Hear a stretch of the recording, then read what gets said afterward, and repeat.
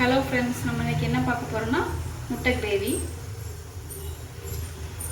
தாச்சி காஞ்சோன்னே எண்ணெய் ஊற்றிக்கலாம். தேவையான அளவு எண்ணெய் ஊற்றிக்கலாம்.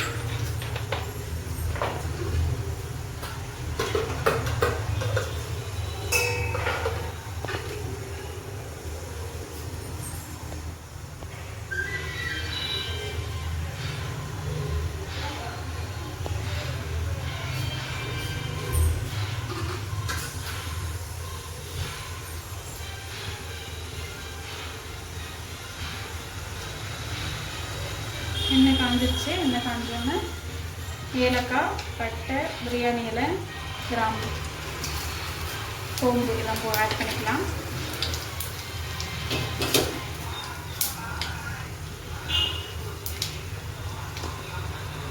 எல்லாம் பொரிச்சதுக்கப்புறம் ஆனியன், 2 ஆனியன் கட் பண்ணியிருக்கேன். பெரிய வெங்காயம் 2 லைட்டாக கட் பண்ணி ஆட் பண்ணிக்கணும்.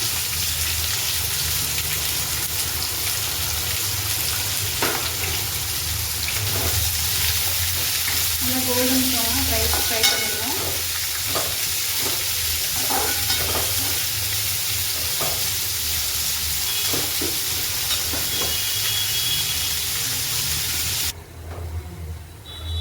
ஆனியன் இப்போ கோல்டன் ப்ரௌன் கலரில் ஃப்ரை ஆகிடுச்சு. இப்போது நம்ம டொமேட்டோ ஆட் பண்ணிக்கலாம். அது தக்காளி 1.5 தக்காளி கட் பண்ணியிருக்கேன். அதெல்லாம் சேர்த்துக்கலாம். தக்காளி போட்டோன்னே உப்பு கொஞ்சம் போட்டோன்னா அது ஈஸியாக வதங்கிடும். கல்லுப்பு தேவையான அளவு போட்டுக்கோங்க. பத்தலன்னா அதுக்கப்புறம் ஆட் பண்ணிக்கலாம்.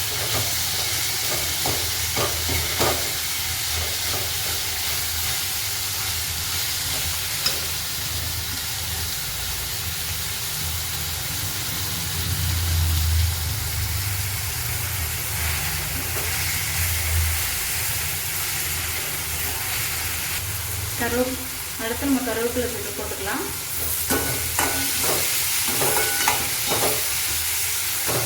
இஞ்சி போட்டு பேஸ்ட்டு ஒரு ஸ்பூன் போட்டுக்கலாம்.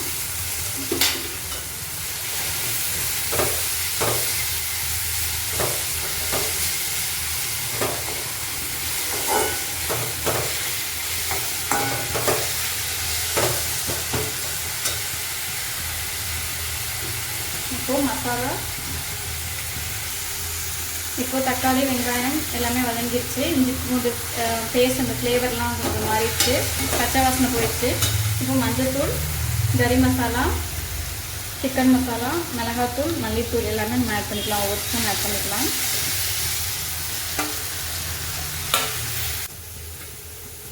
மசாலாலாம் இப்போ நல்லா வதங்கிடுச்சு. பச்சை வாசனை எல்லாம் போயிட்டு நல்லா brown colour, golden brown colour வந்துடுச்சு. இப்போது தண்ணி ஆட் பண்ணிக்கலாம்.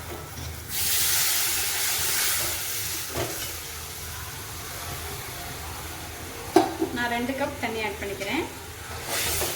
4 முட்டை. இந்த மசாலா நல்லா சுண்டி வந்ததுக்கப்புறம், எண்ணெயெல்லாம் பிரிஞ்சு வந்ததுக்கப்புறம் நம்ம எக் ஆட் பண்ணிக்கலாம்.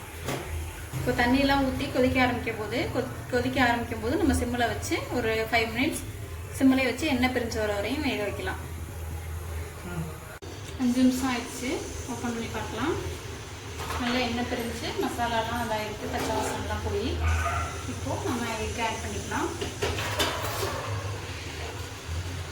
4 முட்டை நான் வேக வச்சு 2ஆக கட் பண்ணியிருக்கேன். இதில் ஆட் பண்ணிக்கலாம்.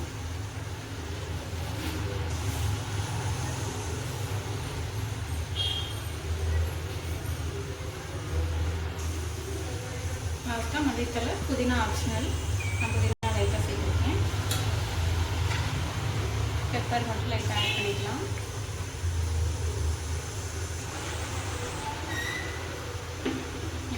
மசாலா எல்லாத்தையும் முட்டையை திருப்பாமல் ஏன்னா உடைஞ்சிரும்.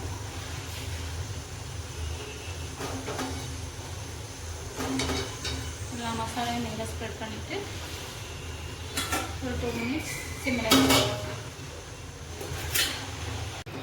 2 மினிட்ஸ் ஆயிடுச்சு. இப்போ நம்மளோட முட்டை கிரேவி ரெடி.